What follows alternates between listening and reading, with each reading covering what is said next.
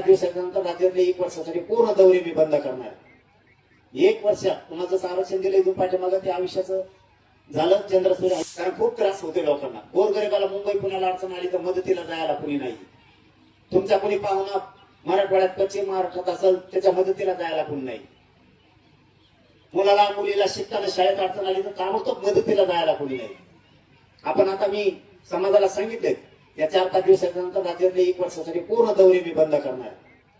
1 वर्ष तुम्हाला जसं आरक्षण दिलं इथून पाठीमागं ते आयुष्याचं झालं चंद्रसूर्य आहे तोपर्यंत टेन्शन नाही. तशी एक तुम्हाला ना आयुष्यभरासाठी एक यंत्रणा उभी करून ठेवतात.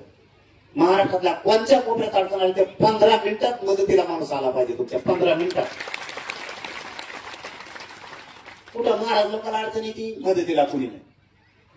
नोकरीत आपला एखादा अधिकारी आहे त्याला अडचण आली मदतीला कोणीच नाही. आरोग्य विभागात आपला कोणीतरी मदतीला कोणी नाही. डॉक्टरांना अडचण आली मदतीला कोणी नाही. आपल्याला दवाखान्यात अडचण आली मदतीला कोणी नाही.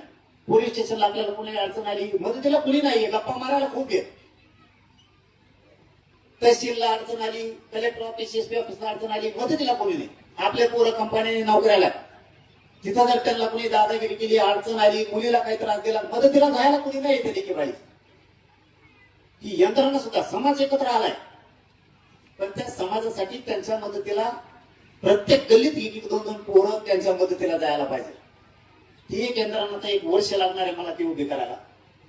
ती उभं करायसाठी सुद्धा मला 1 वर्ष आता तुम्ही मोठ्या मनानं मोकळे सोडा. कोणाच्या लग्नाला आलो नाही सप्त्याला आलो नाही तर घुसू नका गाड्या.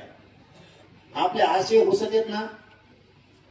बरं आता सगळ्यांनाच वाटतं राज्यात मी आलो पाहिजे शक्य आहे का? तर ते लग्नावाले तिथं मांडी घालून पडले 2 पायावर.